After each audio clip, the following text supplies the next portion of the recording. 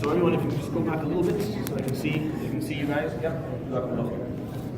So a quick revision of where we are right now in his life, sallallahu alaihi wasallam. If you understand life properly, then you understand that everything you're going through right now as a young person, or even as an older person, is basically Allah subhanahu wa ta'ala's attempt to prepare you for what is to come, for greatness, inshallah. So even if it's something very difficult, or it's something that you don't necessarily like or enjoy, then if you understand life well, if your perspective on life is strong and healthy, then the way you see it is just a preparation. Allah subhanahu wa ta'ala is preparing you for greatness, preparing you inshallah for achievements in your life.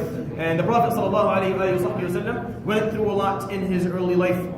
The difficulties that he faced alayhi salatu wasalam, as a child are very difficult to understand. When you think about them, you're stuck for a moment saying, how did he grow up to be who he became later on, with all these masa'ib, all these difficulties, is because the way he viewed it in his life, and the way it was basically explained to him that this is just preparations.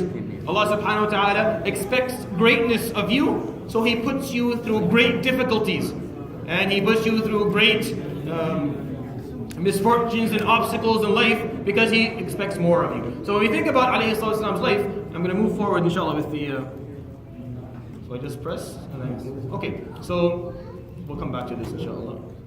So this is what we've talked about of his life sallallahu alayhi wasallam so far. The first thing is that before the age of 15 is where we stopped last time. Up to the age of 15, he had experienced 3 direct deaths in his family. Meaning, he lost his father before he was born, alayhi salatu wasalam. He buried his mother at the age of 6. And he lost his grandfather by the age of 8. Now, these are people who are directly related to him, alayhi salatu wasalam. They're not extended family members.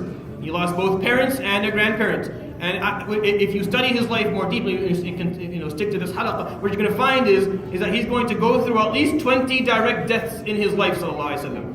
I mean, he's going to lose 20 people who are directly attached to him, alayhi salatu wasalam. And that's a lot for one person to deal with. So 3 deaths. Why did he go through 3 deaths, alayhi salatu wasalam, in his early lifehood? Why? Because this was going to teach him to be a bit more mature. This was maturing him, alayhi salatu wasalam, strengthening him. This was teaching him that life is very short. Don't get too caught up in the simple appearances and the trivial issues of life. It ends quickly. Don't hold on to it. Why? Because later on, when he alayhi salatu wasalam finally achieved what he was hoping to achieve, and he was the supreme leader of Arabia, alayhi salatu wasalam was still the same humble person that he always was. The same person who was easy to approach, easy to talk to, the person who was not looking for castles and wealth and appearances, alayhi salatu wasalam stayed the same person because the dunya was not about to fool him, alayhi salatu wasalam. No. He learned what dunya was early on. He learned early on when he lost his dad and his mother and his grandfather as a kid, he learned that dunya is simple. Dunya will try to fool you, try to seem in front of you that it's great, that it's worth living for, that it's worth striving for issues of dunya, but it's not. And he was not fooled, sallallahu alayhi wa sallam. But you think about why would he lose his mom and his dad and his grandpa, and then end up with almost no grandparents to take care of him, alayhi salatu wasalam, at such a young age. It was preparing him for strength. It was teaching him the truth of life. It's hard to deal with death. Most of you, haven't really dealt with death yet. And I know a lot of people who, when they deal with death, even when they're in their 30s and 40s, still don't know how to deal with it. They still haven't come to that understanding that it's going to happen. It's a part of life. There's no reason to shield ourselves from it. It's going to happen. It's a part of us being alive. If you fear death so much, then you don't understand what life is. Life is just a small period that comes between 2 deaths. A death where you weren't here, and a death where you will no longer be here. And understanding that is extremely important for you to make the best of the time that you have. The very short period of time that you have here on earth. Take care of it, make the best of it. Understand that it's only a simple, it's so short. When you think of it, it's really short. I mean, all it is maybe the earth will circle the sun 80 times and you're done. The earth will take an 80-time rotation around the sun, and then how many times has the earth rotated the sun? In the trillions of times? You're here for 80 of them. It's a very small period. I'm pretty sure if I told you a name of a scholar right now, You say, yeah, he lived in, I don't know, the 4th, 5th century. You'll jump 100 years. You wouldn't even care. Yeah, whatever, 4th, 6th century, maybe 200 years. They don't mean anything to you right now. 200 years, there's 2 generations who lived and died. How are they not important? Of course they're important. You would be very offended if someone makes a mistake in 1 year of your birth date. You get really offended. If I say, when were you born? Like 2006 or 5? Like, no, I was born on this day. It's a big deal to you. But in the bigger scheme of the universe, it's 1,000 years, 50,000 years. It don't mean much. To learn to make the best of life. The Prophet ﷺ had to deal with that early on. 3 deaths in his direct family. He had to live in 5 different homes throughout 8 years. By the time he was 8 years old, he had moved from 5 different homes. Born in the house of his father, then he moved to Halima's house, then he came back to his mother's house, then he went to his grandfather's house, and then he was living in Abu Talib's house. That takes a lot of flexibility. For someone to actually be able to function and be social and be kind of be open and fit in, it takes a lot of flexibility. I wonder about our children, wallahi, and even about us. When you have a guest coming to your house, you can't get your kid to come up and come outside and present himself properly and sit there and have a conversation. Imagine moving him from 5 different houses every time, a whole new set of people. Every time the house has a different group, never the same group. It's not like he's moving with his family into 5 homes. No, every home, a whole new set of people. He has to get to know, he has to learn to adapt and work with, alayhi salatu wasalam. Taught him to be flexible. Taught him to be social. He learned how others have boundaries. He learned to respect others' boundaries and to live in another person's house and to take care of his hygiene and his personal things and carry his own weight when he's living in another person's house. Sallallahu alayhi wa alihi wa sahbihi wa sallam. Third point. All these we talked about in the last 2 halaqah. He grew up on the countryside.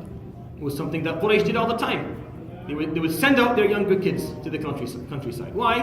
Because they get fresh air. Because they can learn to speak the language properly. Why? Because they get to see the horizon. They're not living in small matchboxes where there's walls everywhere. You see, limited ability to view, limited vision will cause limited thinking. Give them the horizon so they can have open minds. There used to be a habit, when I used to live in Saudi, there was a habit where they would take us to Al-Barr. They would take us out to the countryside on the weekends. And you just go, and they take you out of the city to a place where it's just green, and there's not much green in the area, but there's enough of it. Trees, and you get to see the world a bit. Understand that it's bigger than you. That the world exists outside of your house. Today, I need to tell you that the world exists outside of your phone. I have to explain to you that there's a world outside of the little thing that you're pressing things on. There's something outside of that. People are living elsewhere as well, with a whole different set of values and different cultures and different languages and different problems.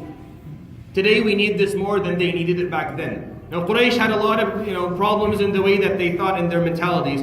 They got that one right. So it's something nice for us to benefit from them. They thought about that. They're like, no, we should raise our kids in the countryside. They grow up healthier, stronger, better language, and a bigger perspective. They have broader horizons. It's a nice idea. We need it today more because things are getting smaller and smaller and smaller and smaller. And even when you're looking at the news today, you're only hearing the news that you want to hear.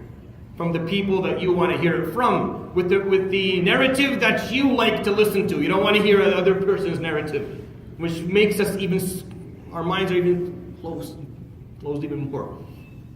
It closes the mind even more and more and more. If we can't, we have to look up. So that was one of the reasons the Prophet ﷺ was raised. He was brought up on the countryside for a number of years. He observed his mother's loyalty, and I say that, and I need you to think about it. Because what we're going to see this is a constant thing we're going to observe throughout his life, sallallahu alaihi wasallam. The theme of loyalty, just take it and just stick it on the clipboard of your mind. Just stick it there, stick it forever. Make sure it never goes away. Why? It's an extremely important part of life, and it's something very important from his life, sallallahu alaihi wasallam, to learn loyalty. He learned it from his parents. He saw it from his mother. He'll see it from his uncle. He'll see it from everyone around him, and he will practice it in front of the next generation. The concept of being loyal. You want your kids to be loyal? Don't preach it. Show them loyalty. Let them see it. Don't talk about it. Well, I don't think the Prophet ﷺ heard the word wafa in his life from his parents. He just got to see it. He saw how his mother treated his father, his deceased father. The father who died when he was still in her belly, how she treated his parents. That's why the Prophet ﷺ had no problem dealing with his grandfather, because his mother made sure that he loved his father's parents. The reason she died, Amina bint Wahab, the reason she died is because she chose to take her son to visit his father's grave and his father's extended family. She wanted her son to know his father's family. And that's why she died on the way back from Medina. And alayhi salatu wasalam, of course, understood. This was explained to him, that the reason that she died is because she took you, she wanted you to visit your father's grave. He learned to be loyal, alayhi salatu wasalam. And that's why he became loyal.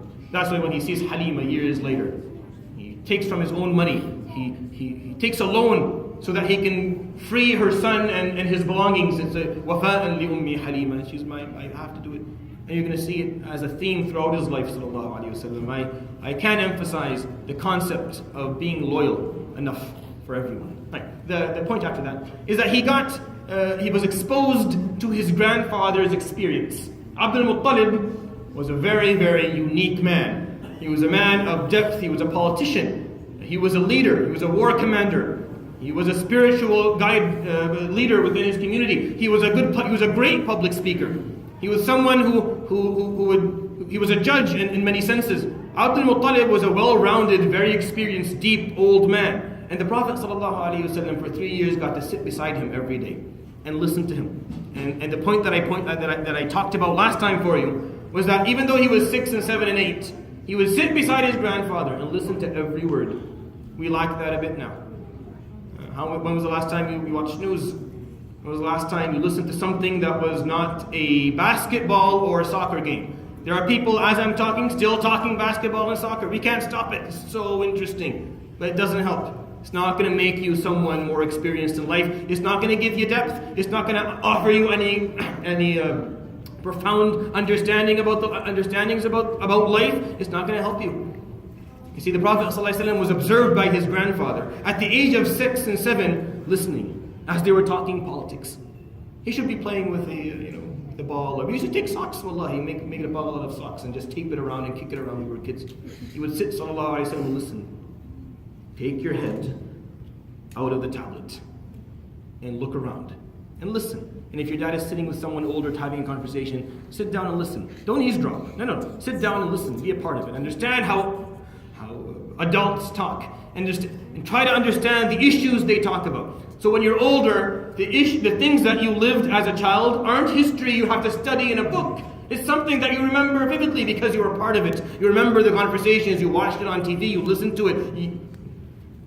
And that is also the obligation of ours as parents and as teachers. We have to involve children and youth in the problems of the world that they're living in. If we isolate them from the problems with using the excuse we're scared that this is going to scar them or scare them or cause them. No. They need to know what's going on, and how else are they going to learn to deal with it? If they don't see you dealing with it, how are they going to know how to deal with it? They're not going to know. They're going to improvise once they're given that problem, and then they're going to make a lot of mistakes. Something important that we learn from the time the Prophet ﷺ spent with his grandfather Abdul Muttalib. The point after that, he started working at the age of 8, a full-time job at the age of 8. He started working, sallallahu alaihi wasallam. Why? Because he was living in a house where there were more kids than there were beds. There were more mouths than there was food. In the house of Abu Talib. Abu Talib was a very respected individual within Mecca, but he wasn't rich. Banu Hashim, his family, never rich people. Extremely respected, high status, socially speaking, and religiously speaking, people were extremely respected, but they never had money. They just never had money. من أعرق العائلات في مكة. The oldest families that ever existed in their region, but they just didn't have money. The Prophet ﷺ was faced with the fact that he couldn't sit around and wait to be fed. He could have said, I've lost my dad, my mom, and my grandfather. I've been through enough. I deserve my own room, and I deserve to be pampered and taken care of. Not at all. Again, that's not how he thought. Even as a kid, even as a child. By learning from him, sallallahu alaihi wasallam, even as a child is worthy. He gets up and he tells his uncle, I want to work. Carry my own weight. I want to be responsible. It's not the worst thing for you to work as a child. I'm not talking about child labor here. This is obviously something that's haram, even shar'an is haram. Forget about it being inhumane.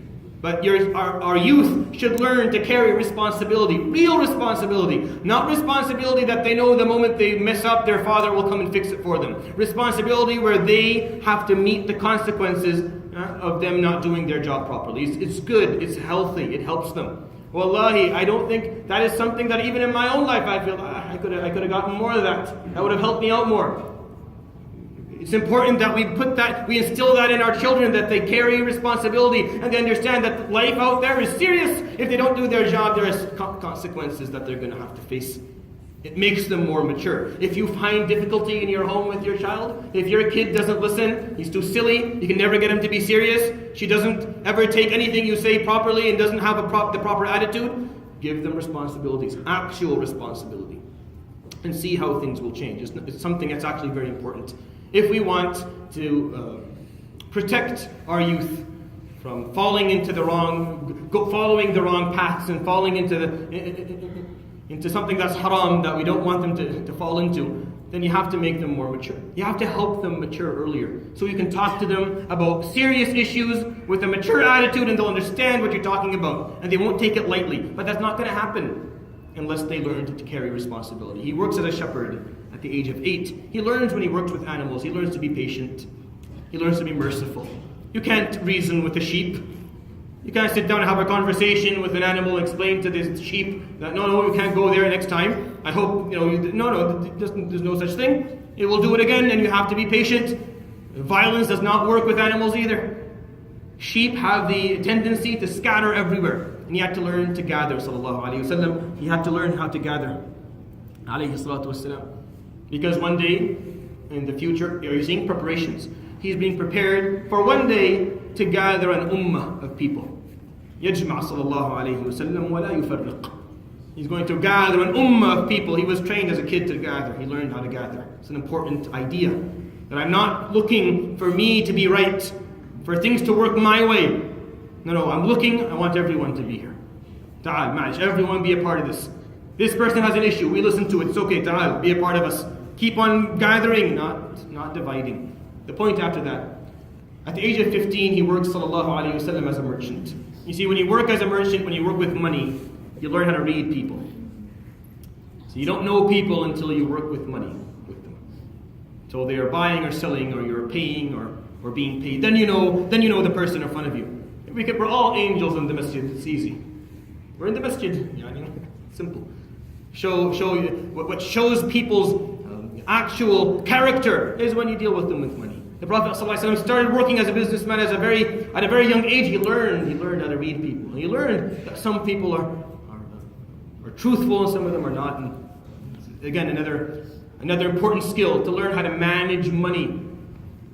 Wallahi, I don't think I managed money in my life until I was 28. I was way too late. Teach your kids to manage money. I still suck at managing money. I'm still not good. Learn how to manage money. Teach your child to manage money. It's an important skill. The finances, or else they'll come back to you every couple of months asking for a handout. Sallallahu alayhi wa sallam. Age of 8 years old, he would work as a shepherd and a merchant. Before the last point, he participated in the war of sins, or Harb al-Fijar. And he learned what it meant to be a part of an army. He learned what war was. He understood how to fight. There's a lot to learn. One of the things he learned at the time is how dreadful war is how horrible it is. No one wants it. He never wanted it, sallallahu alayhi wa sallam. He never looked for it, he didn't seek it out. Because he was exposed to it at a very young age. But he learned the art of war and how that works and all the intricacies. That's why he became such a successful commander during his life, sallallahu alayhi wa sallam. The final point, he participated in the Treaty of Al-Fudul, or the Treaty of Charity. And the point there being that the people of Mecca gathered and said, okay, no oppressor will be left in Mecca and no one will go hungry here. And the Prophet ﷺ would talk about that later in his life. قال حضرت حلفا في دار عبد الله بن جدعان والله ما أتمنى به حمر النعم ولو دعيت به إليه في الإسلام لأجبت. I went when I was a kid in the house of Abdullah ibn Jad'an, where there was a treaty that was signed that we would take down an oppressor and would feed those who were in need and oppressed and hungry. And I don't wish to be given all the bounties of the world and not go to it. I'm the happiest in my life that I went to that. I was a part of it. And if in Islam, Quraysh calls upon me today, they're my enemy, and say, let's come and do this again, I would go and I would sign it with them. Because khayr, you always do khayr. It doesn't matter who's doing it with you. They could be your friend, they could be your enemy. As long as it's khayr, we're in. The concept, the Muslims' concept. Is it khayr? Yes, we're in. Count me in. Yes, I'll sign. But they're not Muslim and they don't, it doesn't matter. Isn't it khayr? Yes, okay, then we're a part of it. Alayhi salatu wasalam. We learn the art of peace. You learn the art of peace. Sallallahu alayhi wasallam. I have 3 points that I want to bring up and then we'll continue inshallah. Remember these 3 points. After hadithat al-fil, after the incident of the elephant, there are no more miracles that will change historical events. Take time to process that. Ever since then, ever since that moment, in 570, 50 days before he was born, sallallahu alaihi wasallam, nothing else will happen again. The next time an army marches towards the Kaaba and no one stands, they will bring it down rock by rock, brick by brick. Nothing's coming in to change historical events. There's no more Asa Musa to open the sea and for the people to make it on that. That's not going to happen. There will be other things. Barakah. Dala'il Nubuwah, things for you to see his prophecy, sallallahu alayhi wasallam. But the time people don't listen to him and they come down the mountain, the army will lose and he will be harmed, sallallahu alayhi wasallam, and almost killed. It's not gonna, there's no change. There's no change in that. Extremely important for us to understand. Why? Because sometimes we misunderstand this whole concept in the deen. And we think that because Allah subhanahu wa ta'ala ala kulli shay'in qadir, and He's capable of changing everything and doing everything, that we just leave it up to Him. We can just say, okay, Allah will take care of it. If Allah wanted, He would have done it. No. We take care of it. Instead of being pessimistic, and instead of complaining about how horrible the situation of the ummah is, get up and do something. Don't worry about the outcome. Allah subhanahu wa ta'ala destroyed an army with birds. He can do whatever He wants. Don't waste time thinking about outcomes. Don't think, oh, this is impossible to fix. The ethics are bad and people aren't committed and we have so many problems. What you're actually saying, but you don't want to say it out loud, is I just don't want to put in the effort. I just don't have the time and I don't care that much. So I'm going to make up an excuse. I'm going to say that it's so hard, it's impossible to do. No, be honest. Come out and say, I don't want to do it. I have no intention of putting in the time and effort. Or do what he did, sallallahu alayhi wa sallam, and dedicate your life for khair, and keep on trying till the day you die, and forget about the outcomes, the results. Allah subhanahu wa ta'ala can change like this, whatever He wants. And that's why Surah Al-Fil is in the Quran, and that is why this story exists. Because the last thing you would think is going to happen when you see birds is death. You don't think of death, especially not for an army. But that's what happened. Because Allah subhanahu wa ta'ala is ala kulli shay'in qadir. He is capable of everything. Don't concern yourself with what He does and what He can do, and whether this is doable or not. Concern yourself with your role. And then go in full throttle. And that's all you need to do. The second point is that the Prophet ﷺ did not learn to read and write. Why? Because he lived in a house where no one had time to teach him. Because he had to work, because there was no other way for him to survive, alayhi salatu wasalam. It wasn't a matter that he didn't want to go to school. The problem was no one was there to teach him. When you guys go to school every day, you're more fortunate than he was, sallallahu alayhi wasallam, in that manner. That you go to school and people have taken time and money out of their lives to teach you, to make sure you can read and write. Alayhi salatu wasalam was not as fortunate as you were, or as you are. The last thing is that the Prophet ﷺ threw himself at the school of life. You see, he did not become who he became, alayhi salatu wasalam, through miracles. Things didn't just miraculously happen for him. No. He threw himself at life and learned. And every time he gained an experience. And this is something that you, as a young person, and even if you're not young, it doesn't make a difference, you need to throw yourself at the school of life to learn.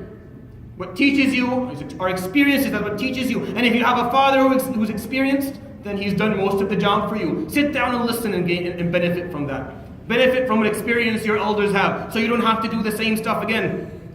I did it for you. Listen to me, I'll tell you what's best for you. So you don't have to make the same mistakes. But the Prophet ﷺ did not learn through miracles. Information was not miraculously inserted into his brain. No. He learned through life. He went through it all. all the hardships. He spent days and nights without food. He worked for a living at a young age. He went through it all. And that's how he became the very steady, very stable, very strong person that he was. Sallallahu alayhi wa sallam. Alright, we move on now. He works with Abu Talib as a merchant from the age of 15 for 5 years. And during those years, he will travel with Abu Talib all around Arabia. Now he's traveling all around Arabia and he's learning the art of sales. He's learning how to read people. He's learning how to do business. He's learning how to manage finances. He's learning all of this. But what he's also learning is he's learning the geography of Arabia. By the time he was 50, sallallahu alayhi wa sallam, he knew every single tribe in the peninsula. He knew what the tribe's name was. He knew where they lived. He knew their heritage, their legacy, their currency, their stories. He knew everything about them, sallallahu alayhi wa sallam. He was extremely aware of his surroundings, alayhi salatu wasalam, with those 5 years he spent with Abu Talib working. But by the time he was 20, he wanted to try something else. He wanted a bigger thing, a bigger deal to work with. At the time, there was a lady by the name of Khadija bint Khuwaylid. Now Khadija, very unique lady. Now not as unique as he was, sallallahu alayhi wa sallam, but she was close. Very unique. At a time where women were extremely oppressed and mistreated, she ran her own business. A very rare thing in Arabia at the time. A lady who ran her own business. Not only did she have her own money, but she had her own estate, but she actually had her own business that she ran. And she was a businesswoman, and she had been doing business for many years, and she was a very good one. I'm going to prove to you how good she was. So Abu Talib, her husband died, who used to run her business. And she was looking for someone to run her business for her. Abu Talib hears about it. He says, "Ya Muhammad, this is a good opportunity for you. If you want to try something bigger, she has more money to run. She sends her caravans farther away in Arabia, up to the north, to Damascus and other countries.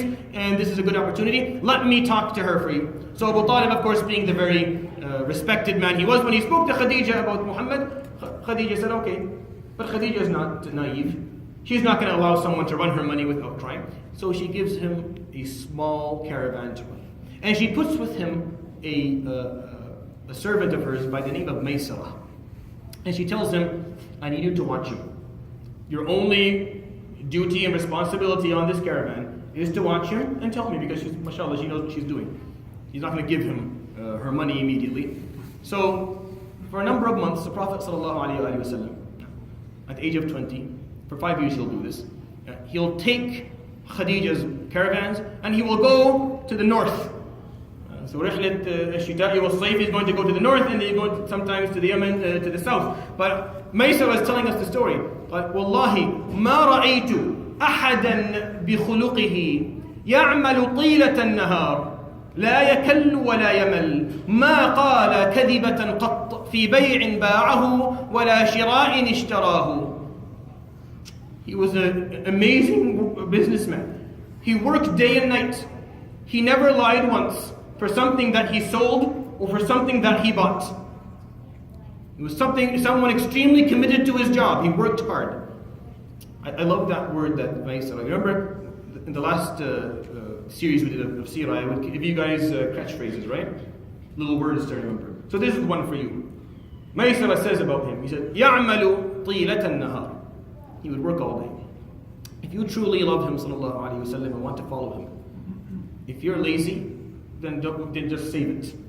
It doesn't work. If you're someone who does not work hard, if you're someone who does not put his heart and soul and mind in everything that he does or she does in their lives, if you don't go 100% in what you're doing, then you're not like him, sallallahu alaihi wasallam. Maysarah, I watched him. He's totally dedicated, just working day and night. He would finish selling what the caravan had and buy new merchandise before he ever reached Damascus. Abu Sufyan would go to Damascus and spend months before he got rid of his merchandise and bought new stuff. The Prophet ﷺ wouldn't even get there. On the way, he would actually sell it all, finish it, and come back.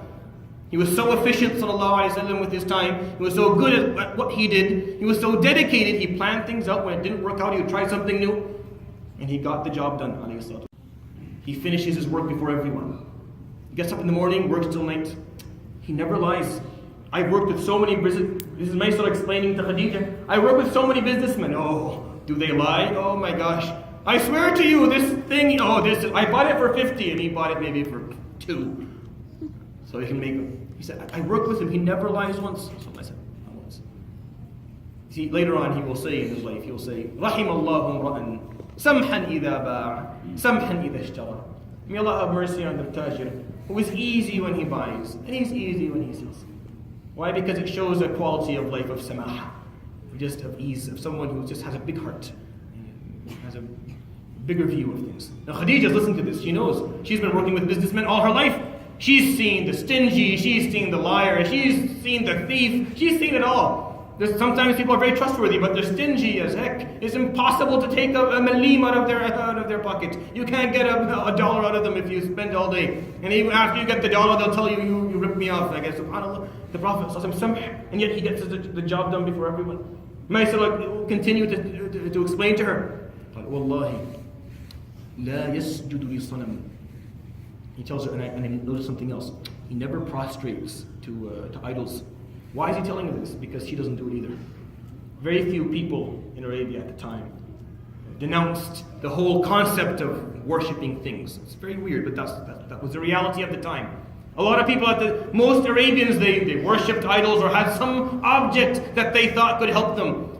And he tells her, لا يسجد لصنم. And she asks him, how do you know? فيقول قاسمه رجل فقال أتقسم باللات والعزى فقال ما سجدت لهما قط حتى أقسم بهما. A guy who was buying and selling from him told him, will you swear that this, by the Lat and Uzza, which are 2 idols, that this is truthful? He said, I've never worshipped them to ever use their names in a qasam. It's not going to make it for me to take an oath by them. فقال والله. And that was very rare. And Khadija, as she's hearing this, she is becoming more and more.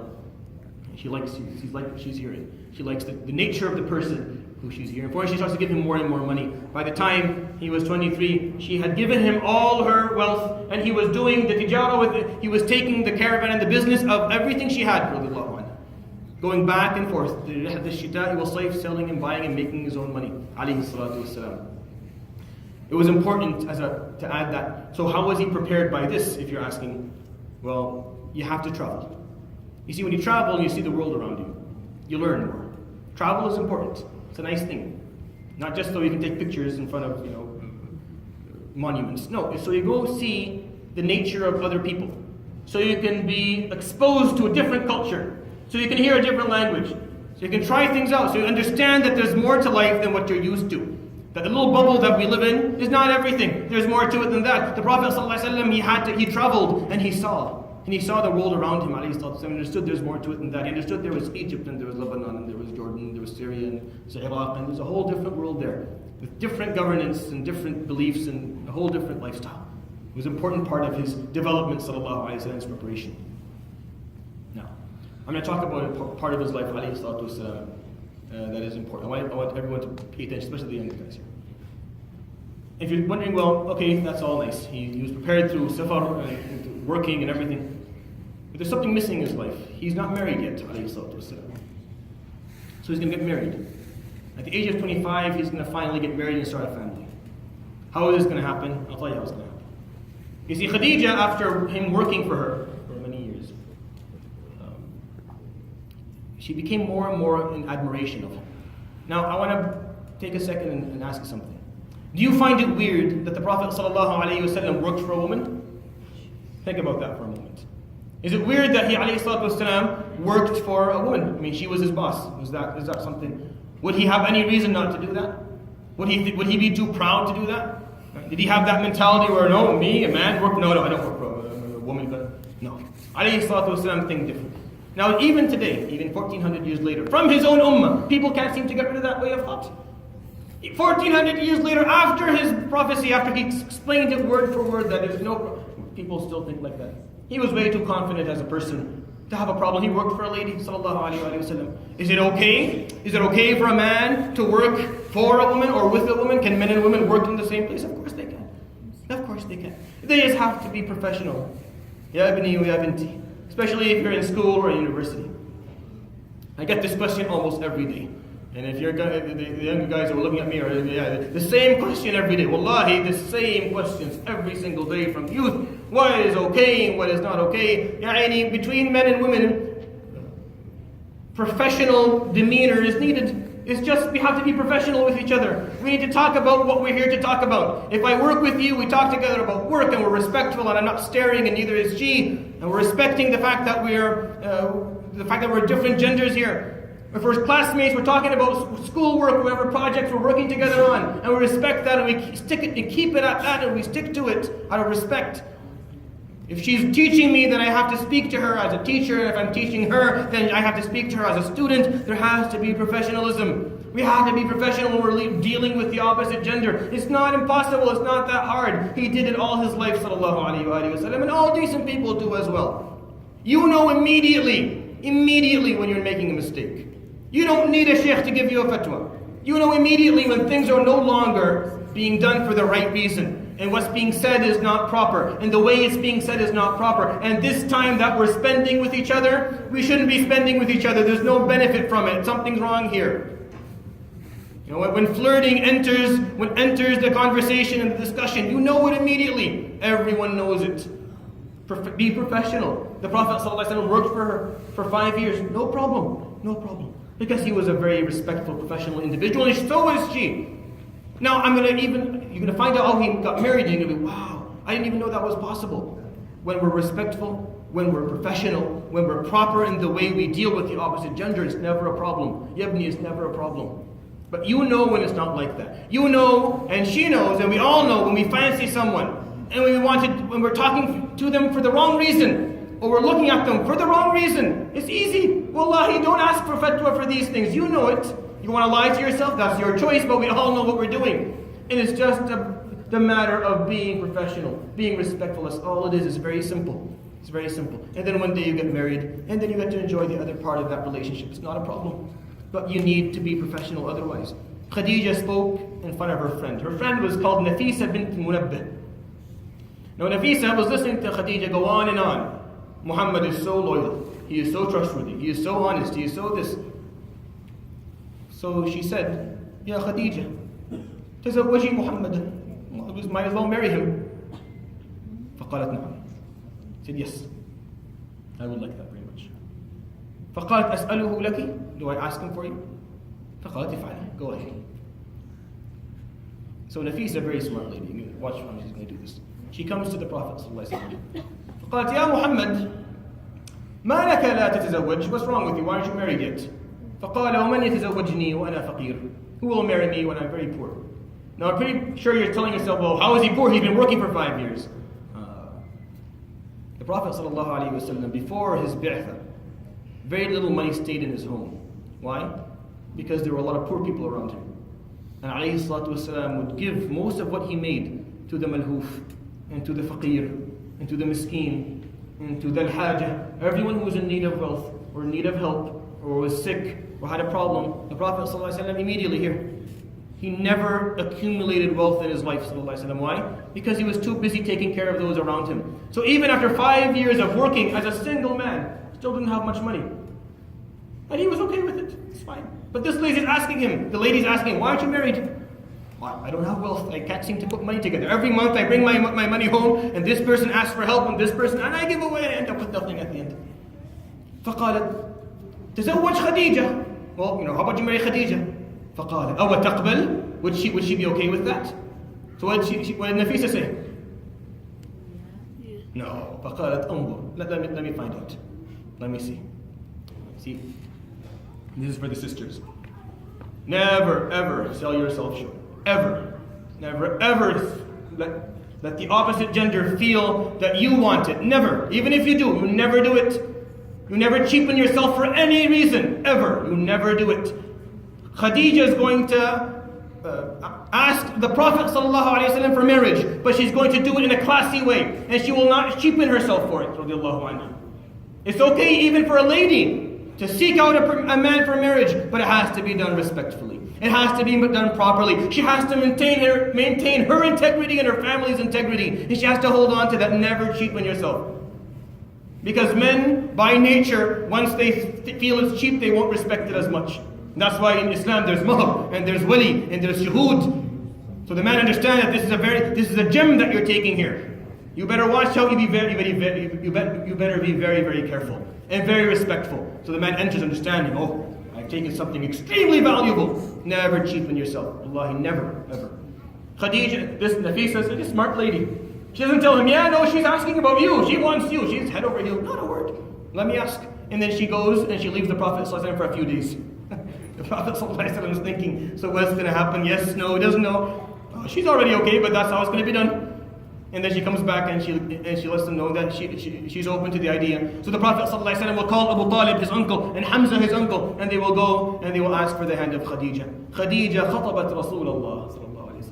You can't tell me that there's a marriage on earth within history that was more respectful, that had more integrity and honor in it than the marriage of Muhammad ﷺ to Khadija. No such thing. And she seeked him out.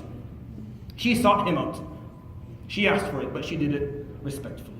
Properly. 5 years of total professionalism between them. Total respect, alayhi salatu wasalam. He will marry her, sallallahu alayhi wasallam. She will be older than him by a number of years.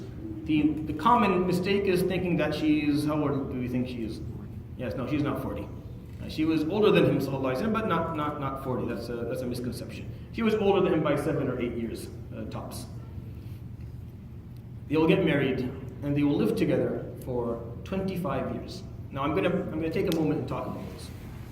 My view of it, my opinion on the marriage of Muhammad ibn Abdullah to Khadija bint Khuwaylid is that it is the most beautiful love story that was ever told.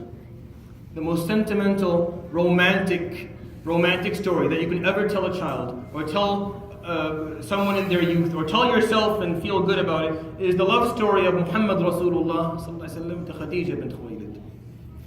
Now, I know that we watch movies. Oops. It's turned off. Someone can get the battery for me.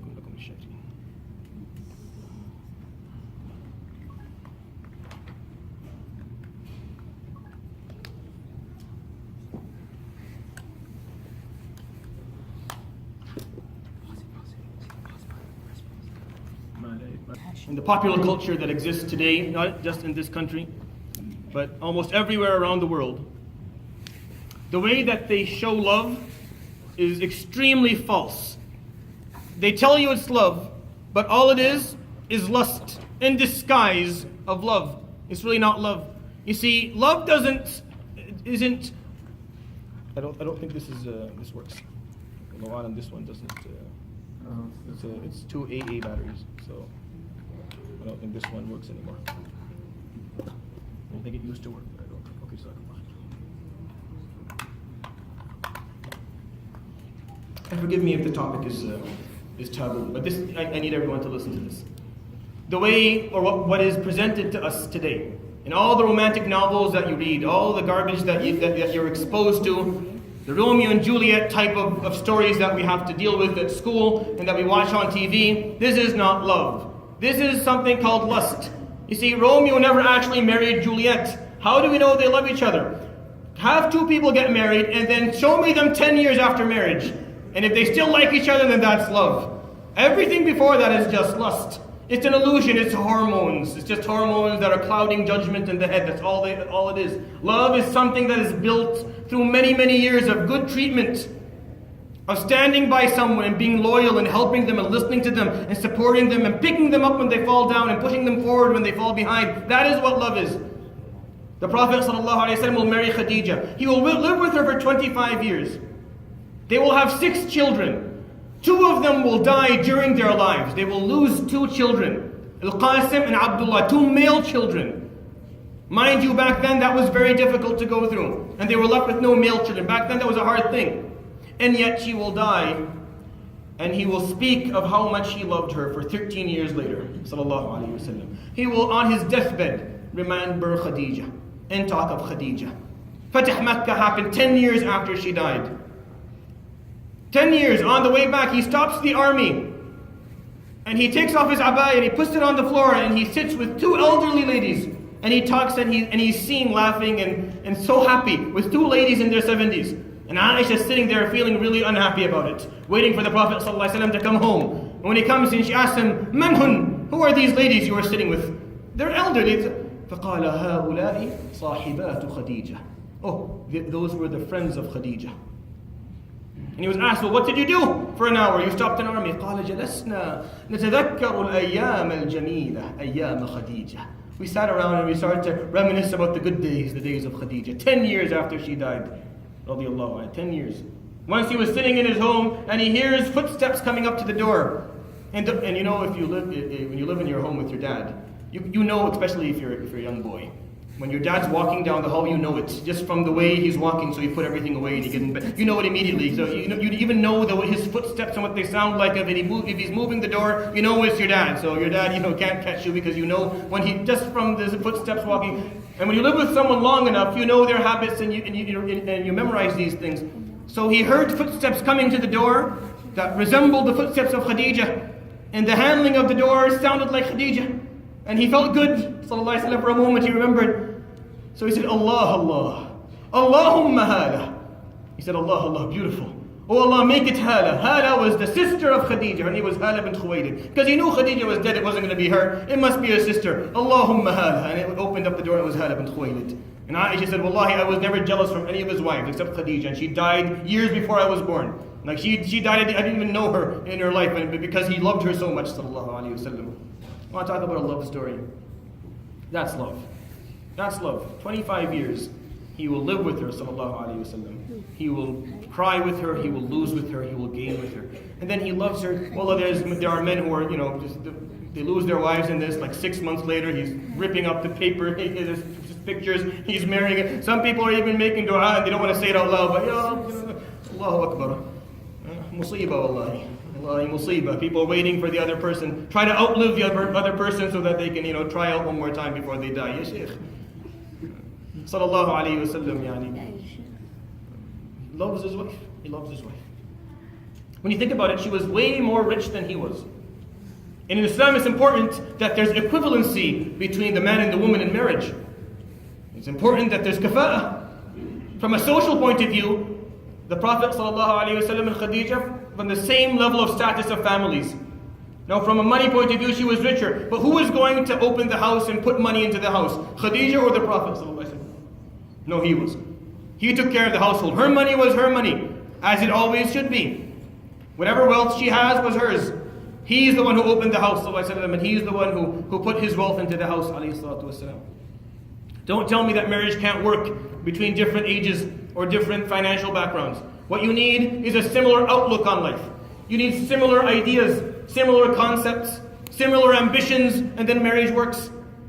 We're at a point in our history as Muslims where we seriously have to revise our marriage system. We have to revise what we're doing. What we're doing right now is not working. This is wrong. This is not helping our generations. We cannot have our youngsters or our youth hit puberty at the age of 15, 16, and they get married 15 years later. Not in this climate. Not in the era that we're living in. Not like this. Now, you're going to say, well, we can't marry them when they're early in life. Yeah, I understand that. But you can help them mature earlier. And you can make halal easier. You can make marriage easier. And you can teach kids what love actually is. If you're going to study Shakespeare at some point in your school, you're going to read Romeo and Juliet and Hamlet and Midsummer Night's Dream or whatever. It's garbage. It is garbage. Everything they're telling you about love is untrue and it's not right. It's just lust, and lust is fun and it's ambiguous and it's exciting, but it's not love. It's not the same thing. What you need to maintain a marriage, to have a happy life. Wouldn't you love to feel like he felt, sallallahu alayhi wa sallam, towards your spouse one day? Wouldn't you love to feel like the way Khadijah felt about him, sallallahu alayhi wa sallam? True love, true respect and admiration to the other person, wallahi, it's beautiful. Wallahi, every person here would love to have that. That doesn't come through the method of love that they show you here in this society and in this era. It doesn't happen like that. It happens differently. We have to think about things differently. We have to approach this differently. And I think it's time now that we actually start talking about this issue actively within our societies and come up with something a bit different so we can maintain our youth and we can keep them out of haram. Don't come and ask me when your son or your daughter is 25 doing something haram. Why are they doing it? You don't need to ask that question. They've had hormones running in their blood for 15 years. What do you mean, why are they doing it? This is clear. There's not even a question. It doesn't make sense. The Prophet ﷺ had extreme self-control, and yet he got married at the age of 25. And this is back in the days of Quraysh. You're talking 6th century, Sheikh. This is way before internet and iPods and iPads and tablets and all that stuff that comes with it, and all the misunderstandings of what love actually is. The love of Muhammad Rasulullah and Khadija bint Khuwaylid. Wallahi, the most beautiful story you can find. True closeness. And you're going to see, this is not going to end. As I go through his life, you're going to see it happen time and time again. I'm just preparing you to enjoy this love story of these two people. Sallallahu alayhi wa alihi wa sahbihi wa sallam. I wanted to show a few pictures. This is the house of Khadija, before it was demolished after a certain period of time so that the haram could be bigger, because her house was very close to the Kaaba. Many houses, many ancient houses of Sahaba and great individuals were very close to the Kaaba, and when the haram was being expanded, some of these houses had to be taken out. It's just the reality of the matter. And this is the picture that we have of the house of Khadija radiallahu anha. This is where her house used to be. So if you're ever in Mecca, you'll know that within this area, just in front of the third washroom, they're numbered, they're numerated. You can find this is where the Musalla of Nisa is, the ladies' prayer area. That is where her house used to be, and that's where the Prophet ﷺ lived with her for many years. Alayhi salatu wassalam. Right over there is an example of this, just before it was taken out a number of years ago. It's worth kind of noting that. Subhanallah. Anyways, all right. The preparation, if we're thinking about it, so he gets married. He travels. This is what we're talking about today. These are the lessons of today. Now the third one. It was very important that something was established before he became a prophet, sallallahu alaihi wasallam. We had to establish his humanity, alayhi salatu wasalam, we needed evidence of it. We needed an event to prove it for us before he became a prophet, and we're going to see something right now. It's one of the most beautiful stories we have in the seerah, to be honest, that I'm going to share with you today. You see, when Khadija and Rasulullah sallallahu alaihi wasallam got married, before he became a prophet, of course, when Muhammad and Khadija were married, there was a man called Hakim ibn Hizam ibn Khuwaylid. So Hakim is the nephew of Khadija. Khadija is his aunt. And he is going to give her a gift. Now back in the day, I know this gift is going to sound weird, but this is how things were back then. The gift he is going to give his aunt is a slave that he bought. He bought a slave in a slave market, and he's going to give it to Khadija as a gift. Now the boy that he is going to give her goes by the name of Zayd ibn Haritha. Now this poor boy lived in the upper part of Arabia. Just if you look up there, just where Ard al-Sham is written, that's where he lived. He lived right beside the Ghasasina. His tribe was living over there. And one day, his mother and his family, they went on a trip, like a picnic, and they were eating and having a good time. And some thieves or slave traders were in the area, and they kidnapped a number of people. And they kidnapped, amongst the people that they kidnapped Zayd, even though he was extremely, so right over there, right over here.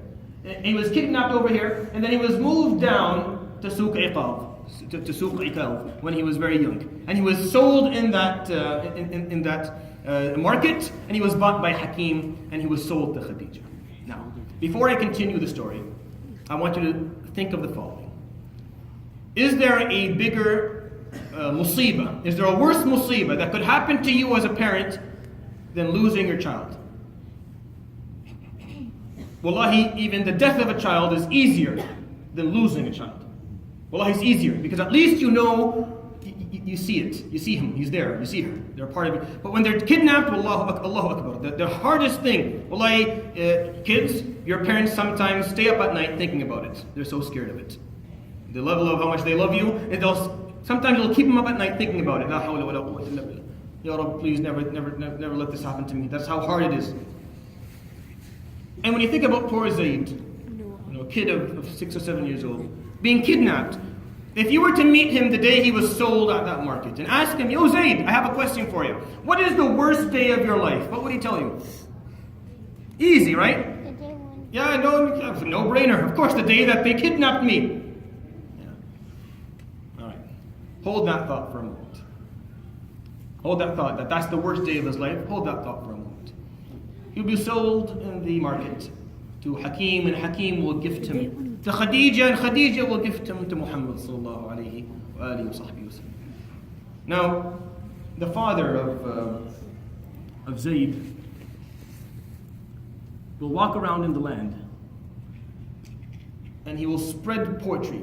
يقول بكيت على زيد ولم أدري ما فعل أحي فيرجى أم أتى دونه الأجل فوالله ما أدري وإني لسائل أغالك بعد السهل أم غالك الجبل ويا ليت شعري هل لك الدهر أوبة فحسبي من الدنيا وجوعك لي بجل. And he goes on in poetry that he wrote.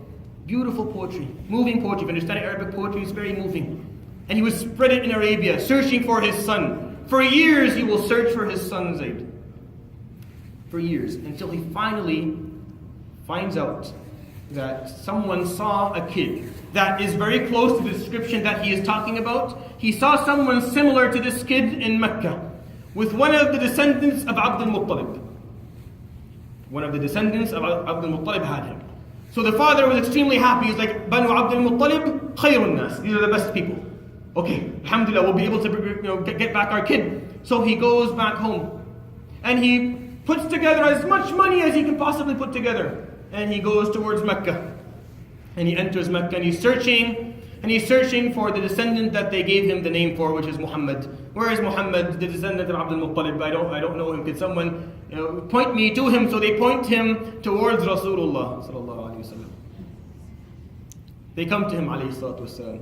And the father, wholeheartedly telling him, Ya Muhammad, بلغنا أن ابننا عندك فأتيناك بالمال والذهب واستدنا من الناس حتى ترده إلينا حتى ترده إلى أمه وإلى أبيه. We have come to you, Ya Muhammad, and we were told that our son is with you. And I brought all the money I can possibly bring. And I went out of my way and took a loan and brought more money. I'm asking you, can you please return him to his father and his mother? He's just hoping that the Prophet ﷺ will say yes. So the Prophet ﷺ, before he became a prophet, this is before his prophecy. This is just who he was as a person. I'm just trying to establish for you who he was before he became a prophet ﷺ. He said, أَلَكَ إِلَى خَيْرٍ مِّنْ هَذَا? How about I offer you a better deal? So the man's like, وَأَيُّ شَيْءٍ خَيْرٌ مِّنْ أَنْ أَفْدِيَ إِبْنِي? And what could be possibly better than me giving a ransom and getting back my son? There's nothing better than this. فَقَالَ بَلْ هُوَ خَيْرٌ مِّنْ هَذَا أن آتي بابنك فأخيره إن اختار أن يعود معك عاد ولا ثمن وإن اختارني فما أنا بالذي يرد من اختارني. I will bring him here and I will put him in front of you. And if he wants to leave with you, then I don't want any money. Take your money back. Take him. But if he chooses to stay with me, then I will not throw him out against his will. You may be saying to yourself, now this is after around 5 years of living with him. This is when he was around 30, sallallahu alaihi wasallam, or 6 years, we're not sure. Zayd was now a 15, 16-year-old young man. At that time, usually people at 16, 17 were getting married. They were young men. Zayd had lived with the Prophet sallallahu alaihi wasallam. And alayhi salatu wasalam, you might say, well, why doesn't he just send him home? That's more merciful. Yeah, but what happens if Zayd, is attached to the Prophet and he feels like he's being abandoned again? It hurts. If the Prophet says, okay, go home, go with your family, he may feel abandoned and it'll hurt him even more. He's already been abandoned once. He already lost his family once. He doesn't want to have to do it again. Out of his mercy, sallallahu alaihi wasallam said, no, I'll leave it totally up to him. So he calls Zayd. Ta'ala ya Zayd. So Zayd comes. And he says, Ya Zayd, ata'arifu hadain? Do you know these two? He's not going to send him with me until he has to know the people. قال نعم هذا أبي وهذا عمي. It's my father and it's my uncle. And of course Zayd went and he hugged his dad and his dad hugged him. And you can imagine the emotions that were running and the tears and just a beautiful moment. And after they're done, they wipe their tears. The Prophet ﷺ says very clearly, قال يا زيد إن شئت ذهبت مع أبيك وعمك إلى أمك وإن شئت أن تبقى معي فلك ذلك. You can leave with your uncle and father and go to your mom, or you can stay here. You can do whatever you want. The narrations, when you open the books of Seerah, all have a similar wording. That Zayd answered this question immediately. that he did not take a moment to think about it. Because it's a big choice. Go home with my mother and father, or live here with a man that I don't know. Or a man that is foreign to me, and I'm in a foreign land, and I was enslaved for a long time. What do I do here? Not too difficult of a question if you think about it. It's a no-brainer, actually. And it was a no-brainer to him, but in the opposite direction of what all people would think. He immediately said, قَالَ أَبْقَى مَعَكَ فَمَا أَنَا بِالَّذِي يُفَارِقُكَ أَبَدًا. I stay with you, I would never leave you. So the father, of course, almost loses his mind. قال يا بني تختار العبودية على أبيك وأمك وعمك وأهلك وقبيلتك. You're going to choose to stay here, fresh out of slavery, with people that aren't related to you, over your own father and mother and your flesh and blood. فقال يا أبتي. This is the answer of Zayd. والله رأيت من هذا الرجل شيئا ما رأيته في أحد قط ولست بالذي يفارقه أبدا. I've seen something from this man that I've never seen anywhere else. I will never leave him. Period. I will never leave him. The Prophet sallallahu alaihi wasallam, sallallahu ala Muhammad sallallahu alaihi wasallam. Wallahi, this story takes me a moment every time I listen to it. Every time I tell it. What type of person was he? Alayhi salatu wasallam. Seriously, what type of person was he to generate that type of answer from a 15 or 16-year-old? Wallahi, I can't imagine. But what I do think about is what a loss it is that we never got to be with him, alayhi salatu wasalam, for a moment of a day, just for an afternoon. Just because that type of personality that can generate that much love in the heart of a young person at a moment where he's being reunited with his family, I can't imagine it. Wallahi, I can't. It's too hard. It's too hard. I'm pretty sure many mothers don't love their children don't give their children as much love as he gave sallallahu alayhi wasallam normally to people around him. It's just a matter of how big your heart is. The bigger heart you have, the more love you have in it, the more you can give. And it generated an answer. Before he was ever a prophet, sallallahu alaihi wasallam. It has nothing to do. It has nothing to do with da'wah here. It has nothing to do with Islam. He's not a prophet. Zayd is not is following him. It's just a human moment, a human reaction. Of course I'll stay with him. No, you don't know. Dad, you don't know this guy. I can't leave him. I would be crazy. He wasn't as unhappy. In the narration it tells فَرَضِي وَعَادَ مَسْرُورًا. He was happy and he went home happy. He's like, okay, if this is what he's into, then I'm happy with that. And his mother came and visited him many times. He would visit his family, but he stayed with the Prophet ﷺ. The Prophet ﷺ, after he said that, would take him by the hand and go and stand in front of the Kaaba. And he would say, هَذَا زَيْدُ بْنُ مُحَمَّدٍ يَرِثُنِي وَأَرِثُهُ. This is before Islam put regulations when it came to adoption. So before there were regulations, the Arabs would adopt children and then give them their last name. So Zayd was called Zayd ibn Muhammad until Islam changed the regulations or the rulings regarding adoption. He was called Zayd ibn Haritha. And he said, أَرِثُهُ وَيَرِثُنِي. He will inherit me if I die, and I inherit him if he dies. We're a family now. And Zayd would live with the Prophet. Now, go back to the thought that I told you to hold. I told you to hold a thought. Now I ask you a question. Now Zayd would grow up with the Prophet ﷺ. He would be amongst the first people to say La ilaha illallah Muhammad Rasulullah. He would be the most beloved person to his heart ﷺ, to the point where Abu Bakr said ما صار لي الأمر إلا لأن زيدا توفي في مؤتة. The only reason I'm Khalifa is because Zayd died in Mu'tah. That's the only reason. If he was alive, it would be a no-brainer. Zayd immediately would be the Khalifa. No problem, because we all knew how much Muhammad Rasulullah loved him. It was clear.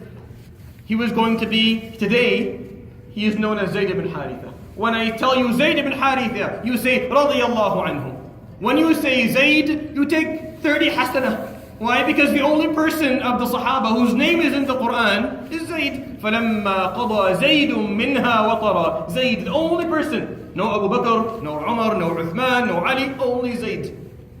He is amongst the highest people in Jannah. And he is going to live with Rasulullah sallallahu alaihi wasallam in Jannah. Now tell me, was the day he was kidnapped the worst day of his life? No. Huh? Is it still the worst day of his life? Do you think if you asked him years before he died, just an hour before he died, what's the worst day of your life? Do you think he would still say the day I was kidnapped? Or if you asked him, what's the best day of your life? Say, whatever led to the moment that I met Muhammad. Whatever led to that moment was the best day of my life. Because I got to meet him and be with him. To the point where when he once sent Zayd on a mission later on during his prophecy. And Zayd was 5 days late. And the Prophet ﷺ was worried about Zayd. And when he was told, Zaydun ja, and Zaydun ala al-bab, and Zayd is at the door, تقول عائشة فقام لم يلبس إزاره. He got up and he forgot to put his shirt on. Like he was so, he stumbled, he got up, he left his shirt, and he opened the door and he hugged Zayd. He's telling him, I missed you, ya Zayd. أوحشتني. تقول عائشة فما رأيناه عريانا قط إلا يومها. We never saw him without a shirt, sallallahu alaihi wasallam, walking outside with except that day. See, Allah subhanahu wa ta'ala tells us the following. وَعَسَىٰ أَن تَكْرَهُ شَيْئًا وَهُوَ خَيْرٌ لَكُمْ. Sometimes you'll hate something, but there's so much khayr in it, you just can't see it yet. وَعَسَىٰ أَن تُحِبُّوا شَيْئًا وَهُوَ شَرٌ لَكُمْ. And sometimes you'll love something that is so bad for you. Remember that one, kids. Wallahi, shabab, remember this one. Boys and girls. When your parents take away something from you that you love, maybe because they know there's no good for you in it. And when something bad happens to you in your life, take a moment and think, is this actually bad? Is there any khayr in this? Maybe one day I'll look back at this moment and say, Alhamdulillah that this happened to me. Alhamdulillah that I had this musibah in my life. If I didn't have it, I would have never woken up. I would have never changed my ways. I would have never become a better person. I would never improved myself. I would never have changed who I was and became a better Muslim. Bad things don't always mean shar. It depends on how you react to it. You see, Zayd radiallahu anhu, I'm pretty sure before he understood what was going to happen, if you asked him what was the worst thing that happened to you, he would have said the day I was kidnapped. But all it took was a few years of living with him sallallahu alaihi wasallam for him to say that the best day of my life was the day that I met Rasulullah Muhammad sallallahu alaihi wasallam, the day he was kidnapped. I will end inshallah with that story. Next time we will talk about the last two preparations in his life sallallahu alaihi wasallam that he will go through regarding rebuilding the Kaaba and talking about irhasat al-nubuwah, or what happens, or the simple issues that will happen before his prophecy. I hope inshallah what I talked about was beneficial today, and may Allah subhanahu wa ta'ala accept from all of us. Just a quick reminder, the kids who are a part of the Qiyam program tonight, inshallah after Isha prayer, you're required to go downstairs. Now if you didn't get an email